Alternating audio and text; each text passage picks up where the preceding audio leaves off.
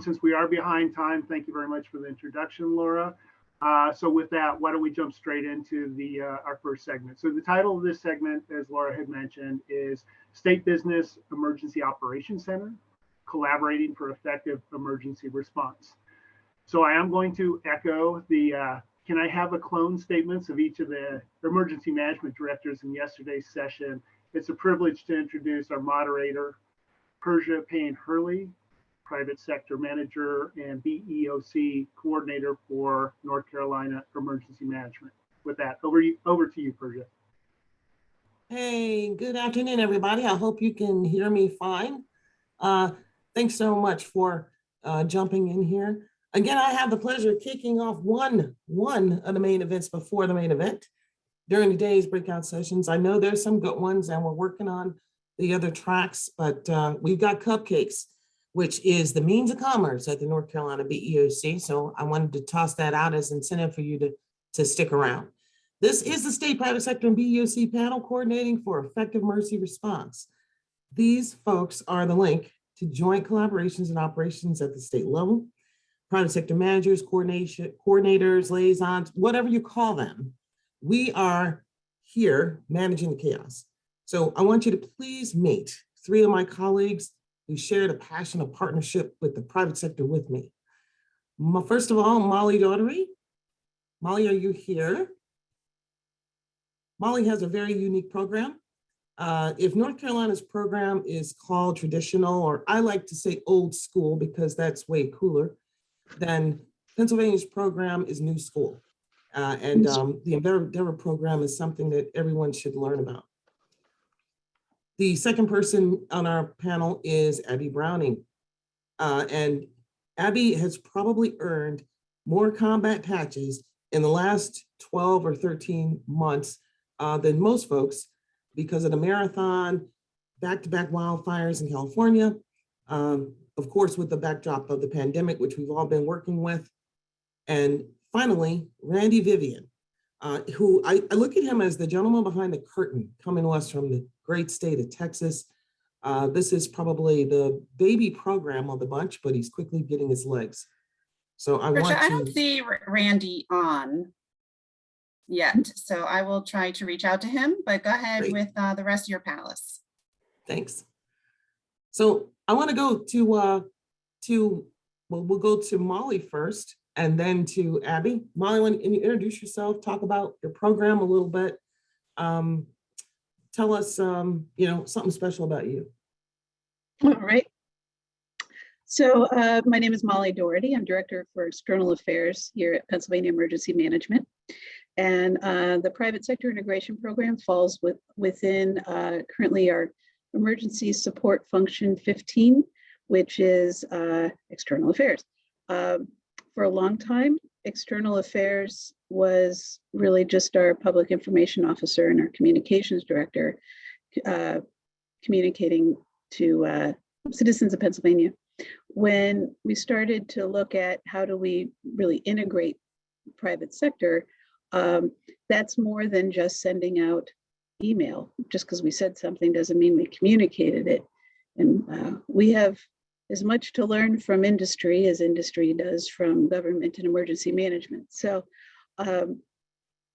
where the program lives is still within external affairs in the organization.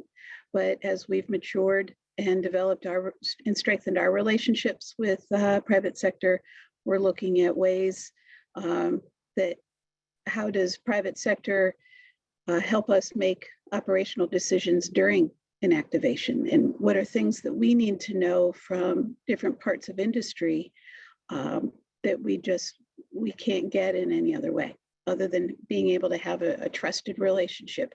So that's what our program seeks to do, is develop trusted partnerships with industry. Pennsylvania has a number of our agencies already have very strong relationships with industry.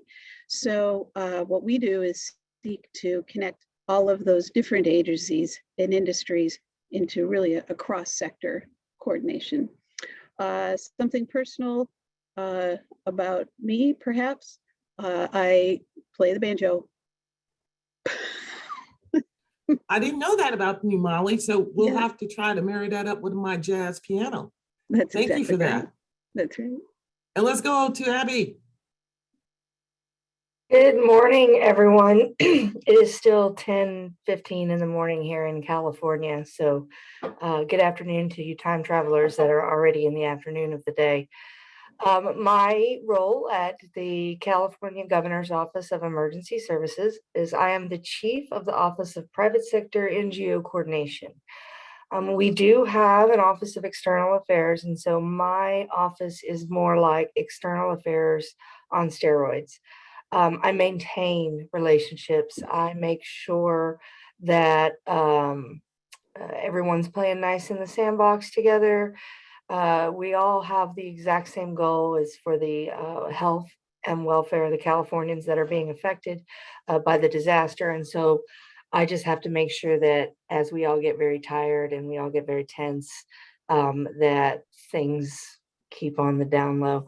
I also work very closely with not only the private sector, but our nonprofit world, as well as our philanthropic world.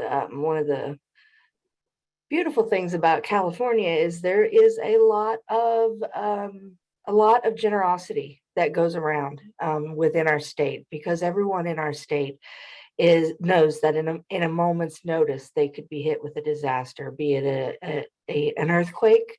We had a tsunami a couple weeks ago. I mean, there's fires, there's floods, there's everything that you can think of, and every single person in California knows that that could be them tomorrow. And so therefore very generous and very willing to help and step up. And so I coordinate that within the state. Regarding something personal about me, well, let's just keep with the music theme. I think that we're just going to have a band because I'm a drummer. And so I play the drums.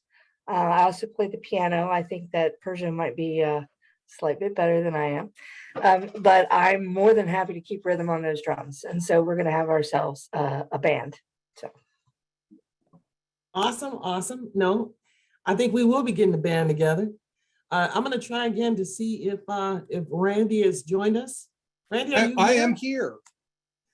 Everyone from deep in the heart of Texas. Yes, absolutely. The central heart of Texas is where I'm in, Austin, Texas. Randy, go ahead and introduce yourself. Tell us a little about your program and your position and something special about you, outside of the fact that I know that you can make I bet you're a good cook. I can just tell. I do like to cook.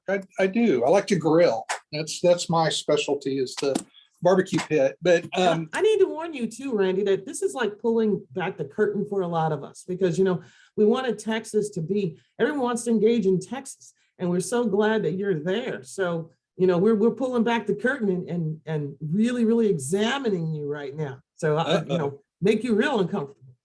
Well, as a recovering elected official, I've been examined publicly more than I really care to remember. But no. So my name is Randy Vivian. I'm section chief of the for business outreach for the Texas Division of Emergency Management, and our program is not yet, 2 years old. I was hired specifically to bring this up and work it from the ground up. Just let me give you a little bit of my background. As I said, I'm a former elected official, but for the last 12 years before I came to TDM, I ran a pretty substantial 1,200 member Chamber of Commerce in South Texas. Excuse me. So I have a lot of business experience and I have a lot of contacts, and that was one of the reasons that I was approached and finally came on to TDM.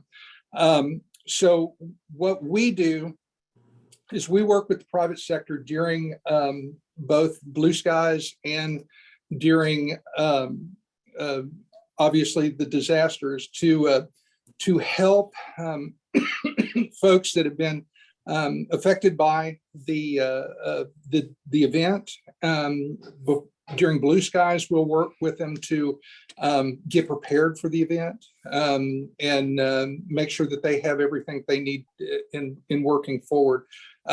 We work with major corporations across the state of Texas that want to go into a disaster area and help them with that, setting that up, where to go, what roads to utilize to get in, but also finding out exactly what they have and what they're bringing to the game and how we can best utilize that in any given scenario to help those individuals and bring them back. We also work with the supply chains and how we can help folks be able to get from point A to point B. We, during the winter storm last year, we worked very closely with a bunch of our corporate partners that needed fuel, that needed materials to get around and getting those to them. So we're really still in that spin up stage where we're trying to get our feet under us and continue to move forward. I just finished the ESF 14 annex, and that is being approved. It's going to go in front of the Emergency Management Council probably next month for their approval. So I got to do what I really like to do, is to be able to start from the ground up and cast a vision and then make it become a reality. So we're hoping to be able to do that in the next 6 months to 12. I'm sorry, excuse me. No, Randy, I think I might have to send you some chili, man. That'll knock that right out. You forgot to give us something personal about you. Okay, something personal about me that nobody really knows about. So in 1999, after I got out of politics, I was recruited by the Central Intelligence Agency. Ooh. I can't tell you if I got the job or not. If I did, I have to kill you. Okay. But so I'm you working are the for man Cuba. behind the curtain. You are the man behind the curtain. Now we know. Oh man, excuse me. Be careful. I had hot and sauce at lunch. We're gonna keep our eye on you, and I'm gonna keep my temperature thingy on your forehead here, Randy. I've already had COVID, so. So guys, part of the challenge of our positions, and I think y'all echo this, is helping people understand not only who we are and what we do, but where we are in the state. And I think one person mentioned, I think Molly mentioned where she's located in the organization. I think that's helpful. But since we're not in a traditional kind of a role in the state EOC, this whole question of where we fit and what it is we do and our mission and just why we're there, it's a little different for every state. So I want you guys to talk to me about the importance of your role, a little bit about your mission, like where the private meets the public, where you're positioned in the EOC, if you haven't mentioned it already, and the big question, and this is the one that we all talk about, I know privately, our challenges, trying to create this environment of incorporating private sector into state EOCs, incorporating them into response or into recovery, or just that big challenge. So I'm going to start. Let me start with Molly. You're muted, my friend. And thus concludes my presentation on where the EOC is in state government. So, appreciate you ask a really interesting question, and you made a very poignant comment, which is it really depends on what state you're in to define where your private sector program sits during an activation.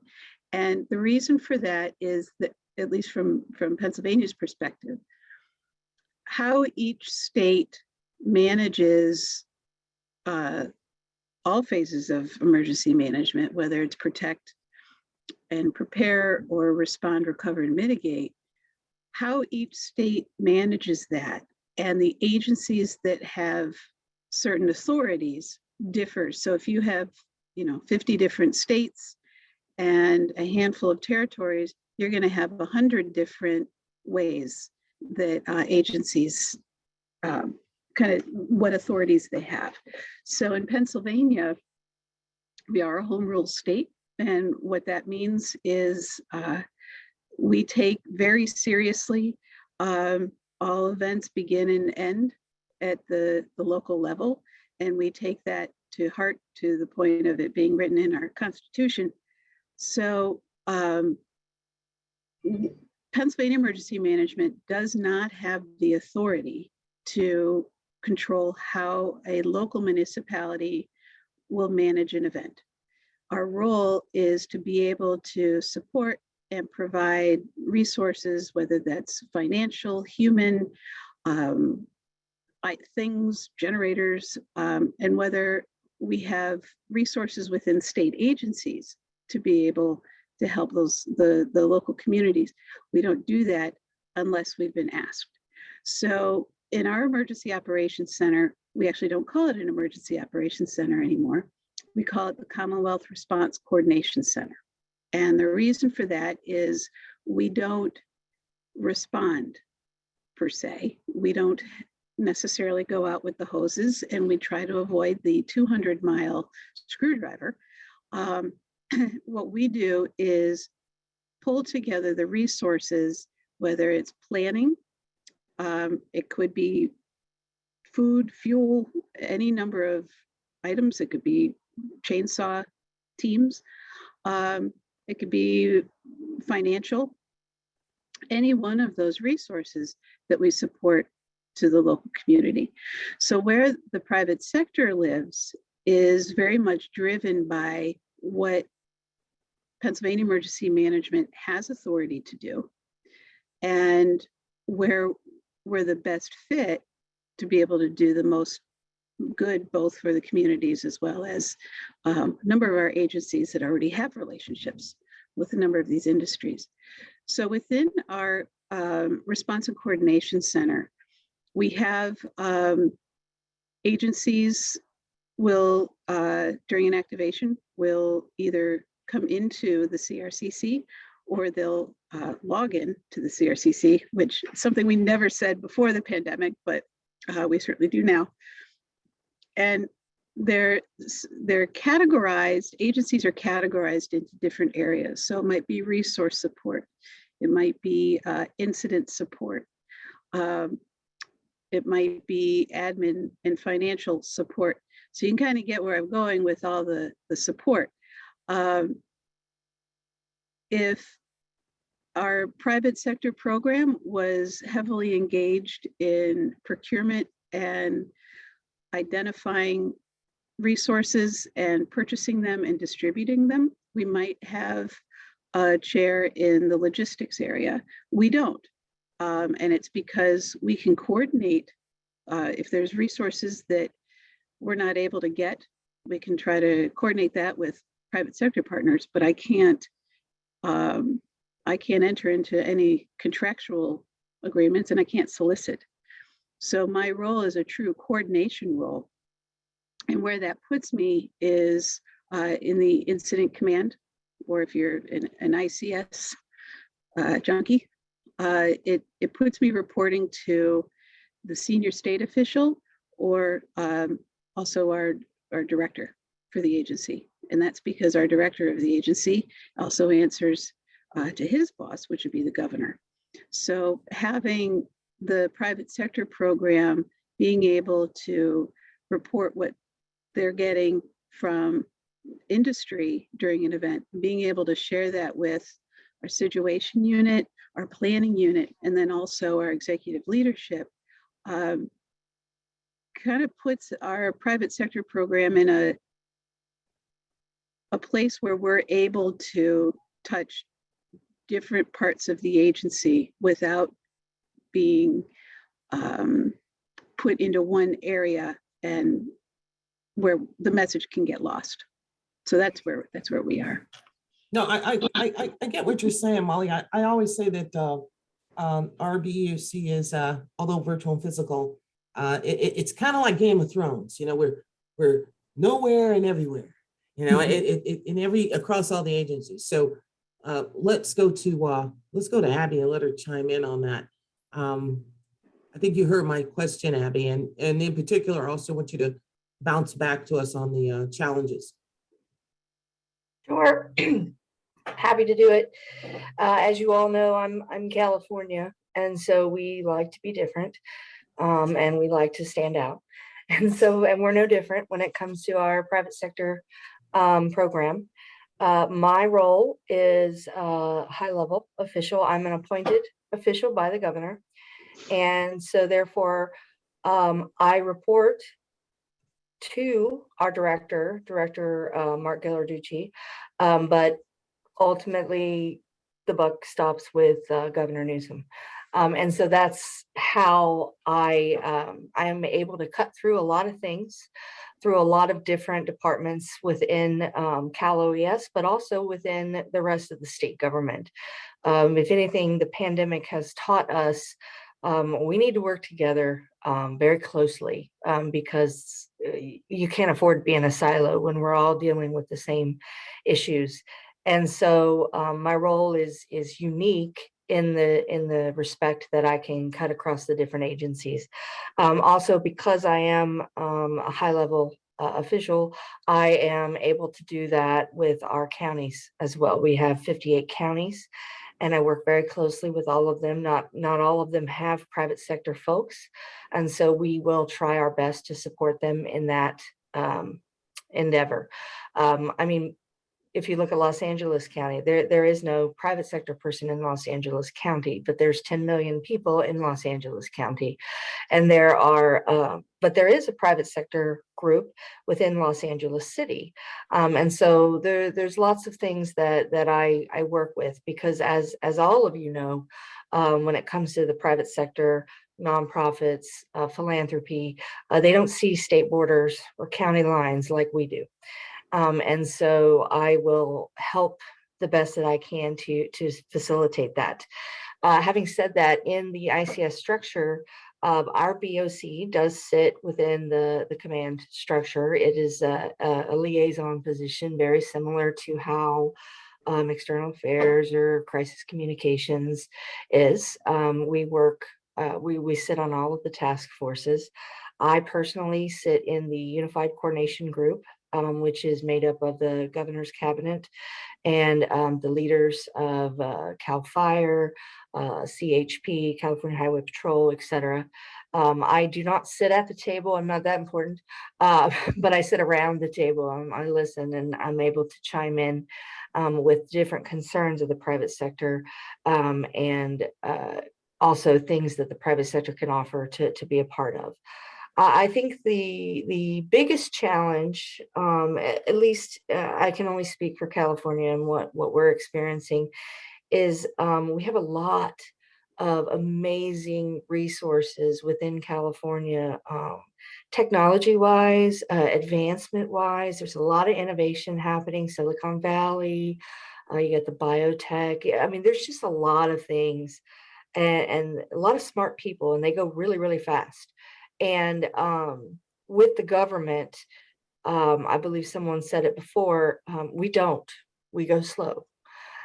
Even in emergency management, yes, we are first out there, put the wet stuff on the red stuff, get out there, do our thing.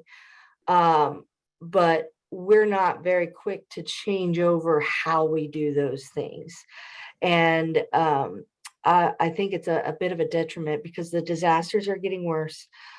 They're cascading, they're more widespread, and they're involving some technology concerns and issues. And I think that the biggest challenge is, moving through all of that bureaucratic red tape to push through some of the innovation that has come that can really help us. It's a balancing act because the red tape is because we have taxpayer dollars, and we need to be careful on how to spend our taxpayer dollars. We can't just willy-nilly just start throwing it around. But at the same time, how many committees and how many people have to approve something before we can get it through? By the time I get it through the approval process and get it signed off, then half the state's already burned down. I mean, that would be our biggest challenge is integrating or meshing the systematic approach from the government versus the private sector. Okay, no, that's a pretty big challenge, I would say. And I think that it's going to be, that might be something that continues. And someone asked a question, so I'm going to jump and grab that one right now. And they're asking about where in the ESF structure where you reside. And Donald, who asked the question, I mean, we're not all in that structure. I mean, I will speak to myself. I mean, we in North Carolina, we use ICS versus ESF. The ESFs are really kind of housed inside of our ICS structure. And I'm part of the director's office. I'm a direct report to him, but I'm not an appointee. And I don't think you're part of an ESF structure either, right, Abby? Because you're an appointee. You're the governor's appointee. Yeah. And Molly, External Affairs, ESF? That's correct. That's correct. So we're Randy, ESF 15. Which one, 15? 15, And Randy, for you? So ours is, I'm in 14, ESF 14. Okay, Private okay. sector. And Molly, I'm sorry, I think I cut you off. You said which one? We're ESF 15, and we lump together, I shouldn't say lump together, but we group together private sector along with our voluntary agencies active in disaster, our ledge affairs, as well as our local government person, so that we really have and our PIO. So we have that unity of messaging. Gotcha. I hope that answers your question, Donald. And Randy, I'm coming to you on and I know you're just getting started. So, and I suspect that because you're getting started, you're probably noticing some of these challenges, particularly on the government side. Mhm. I know for me, the biggest question I was asked when I started was, hey, I don't know what you're doing here. Like, what do you do and why are you here? So talk to us about that. Where you're actually positioned, like you are, whether you're under recovery operations or where, and challenges. So I'm under the chief of staff Okay. for our agency. I report to a division director who is policy and research, but he has a very broad umbrella that he oversees. I report to him, and then we are under the chief of staff's purview. We're in his direct line. So with the BEOC, we do have a physical presence in the SOC. Work closely with finance on a lot of things. And so I kind of sit around the finance table, but we are in the process of building a new building. We are going to move from downtown Austin out toward the airport. That building should be completed in the next probably 18 to 36 months. And what will happen then is not only will I have a physical presence in the SOC, but I will have a BEOC that's adjacent to the SOC. So we'll be able to bring in private sector folks. What I've proposed is a 16 member private sector kind of an overview board to be able to reach out to their lanes and pull that information in. Then we'll be able to absorb it and move it into the SOC. But that would be positioned just outside the SOC. We would meet in there, and then I, in my seat in the SOC, would report out to the SOC on what needs to be done, supply chain issues, transportation issues, all of those things that are going to come up over time. You'll have That's kind of the representatives, grand private vision. sector so you'll have private sector representatives inside the BEOC, which will be in the EOC, very much like ours. Correct. Yes, Gotcha. that's kind of. I think I stole that from you, Persia, to be quite honest from you. But that's not stealing from you. That is that's It's what flattering. works. If it works, great. Well, I will tell you that I've learned a long time ago not to reinvent the wheel. If something works, then utilize it. And so when I was putting the annex together, I probably read 15 different business plans from 15 different states to see what was working in those states and be able to take that and utilize it here.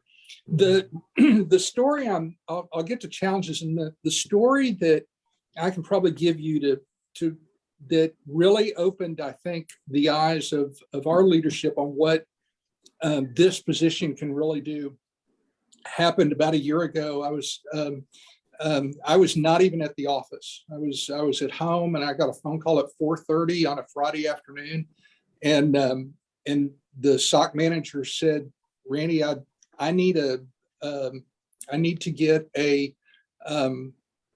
generator, a big generator to a water plant in West Austin."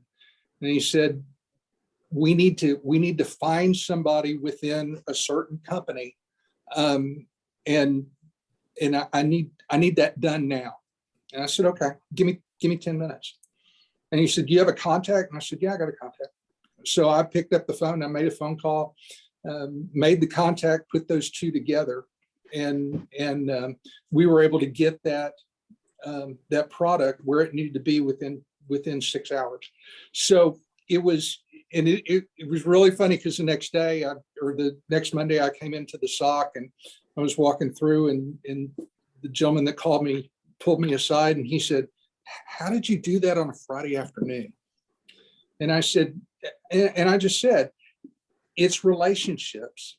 Everything that I've done over the course of my career, politics, I ran a company for a while. I was in chamber business for almost 15 years, is to build relationships. And what we tell people during Blue Skies is build those relationships before the storms come. Because if you're trying to do it when the storm's coming, you're not going to make it. And so that's what I've been able to do over a very long career. But the challenge is, about the time that I started spinning up and started going out to talk to corporations about what you're going to do for the state of Texas, what you can do for the state of Texas, what the state of Texas will be doing, COVID hit. And I have not been able to do what I really am best at. And that is building relationships with people, breaking down barriers, and beginning to figure out how we can work together to better react and serve the people of the state of Texas. And so that has been my biggest challenge. It's frustrating, because I'm a people person. I need to be out. Being stuck in an office is about to kill me. And they all laugh about it, because I'm in here beating my head against the wall and need to get out. But things have relaxed here in the state of Texas. We're able to do that. We've got corporations that are starting to take appointments now. And now my job for really the next 6 months, until we get into, well, not even that, until we get into hurricane season, is to get as much face time as I can with folks who make decisions in these corporations, so we can build those relationships. They know what they have. They can communicate that to me, and then I can communicate it to the SOC when we need those resources to be able to go out to the field. Randy, this is a good place for you then. So, because I'm inviting everybody that's listening on the call here to take note that Texas is looking to meet you. So if everybody on the panel include their contact information or where you would like people to go, panelists, if you put that in the chat, then folks can grab that, and we can kind of expand some partnerships right here while we're talking. So, so we exchange information between the private and public. We aggregate information. We draw these dotted lines connecting these agencies. The voice of the private sector in the EOC is what I've been called, and I think that other folks can easily grab onto that. But sometimes we're the glue, incorporating those entities into state operations. So let's talk about initiatives, special projects, things you're currently working on. You can include maybe new ways you're sharing information or expanded ways, and then we'll get into here, what you guys think is left in terms of what's emerging here, what's missing, what you need, and we'll invite private sector folks' questions on the line. So let's go to Abby first. Yeah, absolutely. Thank you for that. And Randy, I feel your pain. I like to get out there, and this is now my second year that I did not, well, thanks to Southwest, I maintained my A-list status, but I did not hit that mark. for traveling to LA and San Diego. So I do feel your pain on that. I like to be around people. But the kind of initiatives that we're working on right now, really, honestly, it's keeping our head above water. I mean, it's just been back to back to back to back. And so it's hard to come up with new things and to really work on existing programs when you're constantly responding to something. Currently, we are in the middle of a process and with PPE. Some of our counties have updated their mask requirements to be either double mask or a certain kind of mask. And so we have a massive stockpile of PPE because we got caught 2 years ago not being able to get any, like everybody else and their brother. And then being the Californian / Americans that we are, that ain't going to happen again. So we basically went and bought everything there was. And so now we have a lot, and we've been given authority to pass it out. You know, we're sending it to schools. We're sending it to our different medical health operational areas for the different hospitals and the clinics, et cetera. But we are also sending it to small businesses and sending it to nonprofits to get it out into the general public, the vulnerable communities in California that need this just as bad as everybody else does. And so that's my role. I'm coordinating with our chambers of commerce throughout the state, through the different small business development centers, through some larger nonprofits, and pushing that PPE out. And so that's kind of what the initiative that I'm working on right now. I wanted to quickly answer, Travis Arnold had a question in the chat. First of all, that is not an elementary question. How do we get private sector to the table, and what can you offer them? That is our biggest thing, all of us, in trying to explain to our first responders and our colleagues, is that you expect them to give you something, but you're not giving something in return. I mean, it's just polite when you're going to somebody's house for dinner, then you bring yourself a bottle of wine or some flowers or something. And so the biggest thing that the private sector wants is information. It's just tell me everything you know so I can do what I need to do to protect my business and my employees. And so that's what we do, is we provide them information. They have a direct line through our BOC to the State Operations Center so they can know what's happening whenever they want. We send out reports daily on that. And then on occasion, there are things like these programs that we will push out. And because we have those relationships and we have those partnerships, we're willing to do that. Also, during recovery in those different areas, they're at the table with us, making decisions, because it's their communities. It's not my community, it's their community. And so they want to get their community up and running and businesses back doing their normal thing, just like everybody else does. And so we bring them, they're at the table with us. And so that's another thing that we try to do. But it is a constant thing that we're all looking for, is how do we bring them to the table without just saying, give me, give me, give me. We try to say, well, what do you want from us? What do you need? What can we do to assist you? Because chances are private sector can do it much better than we can. And so if we just give them what they need and get out of their way, that's what we try to do. No, I mean, I'm right there with you. I mean, certainly we found that, if we can get out of the way, if we get in a role of supporting them, keep operations, keep business going, no one wants business interruption, and those businesses are servicing communities. And so, that's been a big part of my mission to, support that speedy continuation or resumption of service or resumption of business.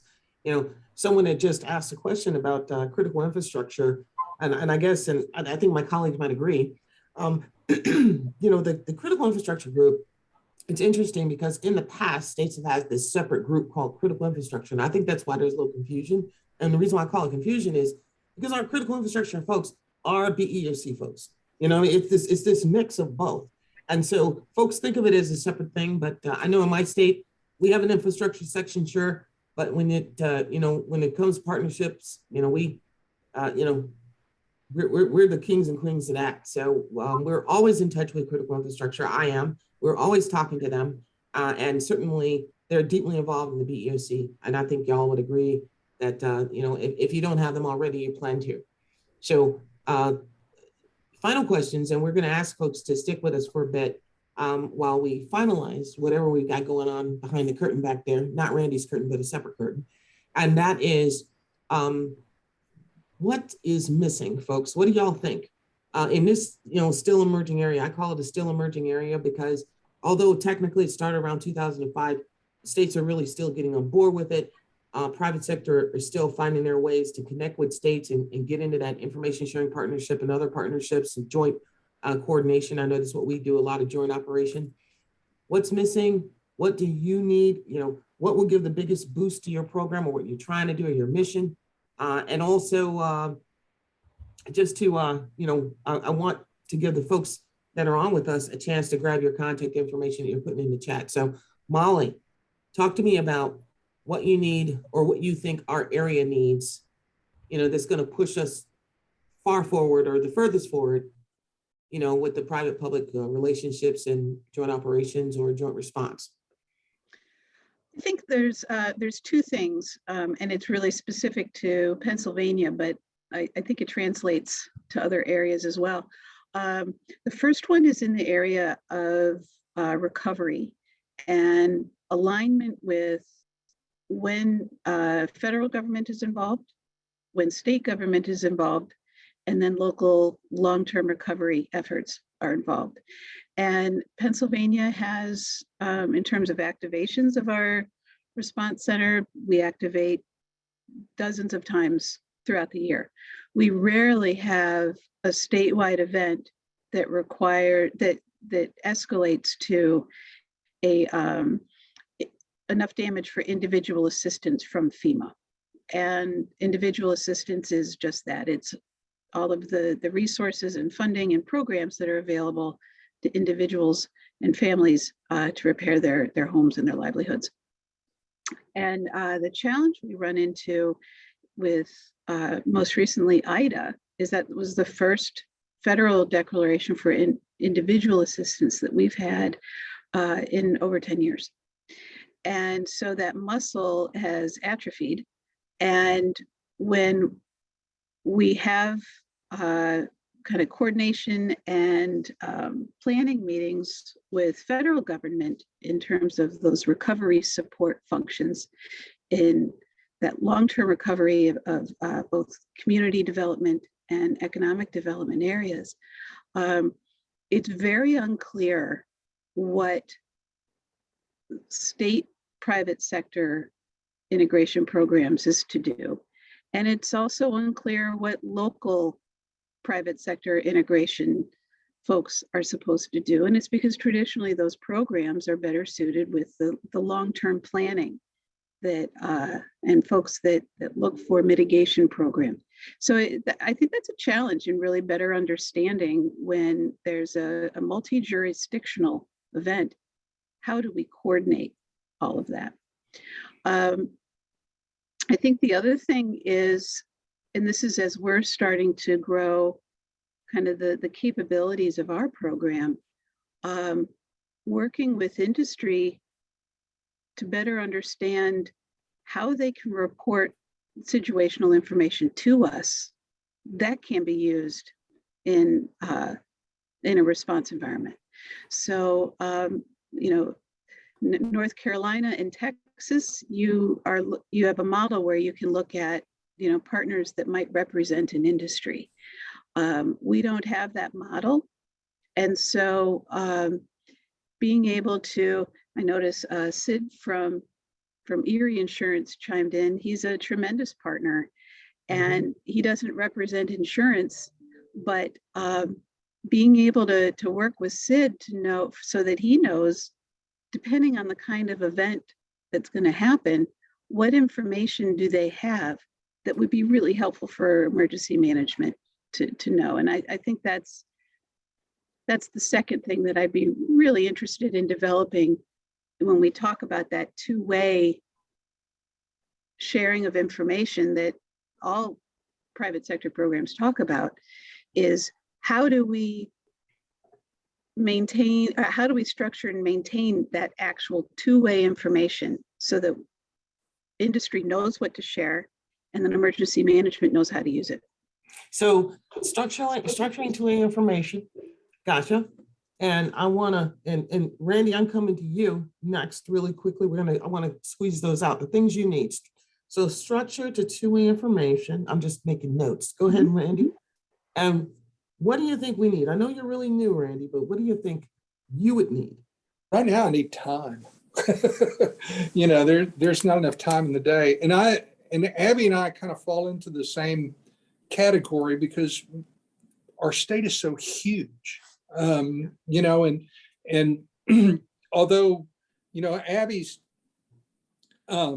major metropolitan areas are kind of mid and south, mine's everywhere. I mean, 2 on the coast, two in Central Texas, 1 out in West Texas, a couple in, you know, Dallas and Fort Worth. Then we've got the Panhandle, and not only do you have, you know, hurricane and weather related stuff there, but we had freeze warnings and snow in the Panhandle last week.